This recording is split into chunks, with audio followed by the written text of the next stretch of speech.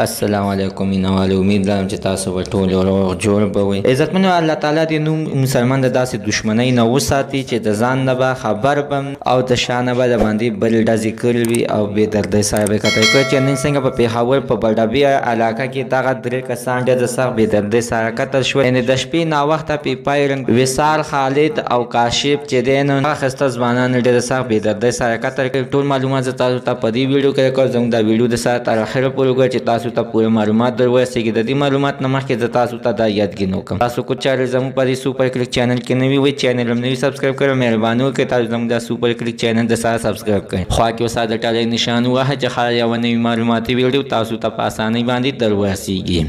عزتمن په پېښور په بډابي علاقه کې درې ښایسته ځوانان ډېر د سخت بې دردۍ سره قتل شوي دي چې دوی د 2003 نه د دوی خپلو کې په معمولي خبره باندې جنګ جګړه راغله چې په هغې کې په درزنو کسان قتل شول چې دغه ورځ د شپې ناوخته دغه درې کسان ډېر د سخت بې دردۍ سره قتل شوي دي چې وصال خالد او کاشف نوم. عزتمن زموږ د دې ویډیو مقصد دا ده چې دښمني هېڅکله چا سره مه کوئ، ځکه چې د دې څه فایده نشته دی. هغه به راپاسې تا به قتل کړي، ته به راپاسې هغه به قتل کړي. دا سلسله به دغه شانتې سټارټ وي چې د هر چا داسې څه دښمني وي حتما کښېنئ وپاسئ ورسره روغه ورسره وکړئ. هېڅکله د شیطان مه منئ، شیطان مه خوشحاله کوئ. عزتمنو د دوی په هره باندې ستاسو څه خیر دی الله حتما در سره خپل رایې لاندې په کمنټ کې شریکه کړئ. زموږ د صحیح عزتمنو نننۍ معلومات ته د دې پورې د نوي معلومات دپاره د سره زموږ دا سوپر کلیک چینل د سره سبسکرایب کړئ. خوا کې ورسره د ټالۍ نشان ووهئ. هر یوه نوي معلوماتي ویډیو تاسو ته په اسانۍ باندې در ورسېږي.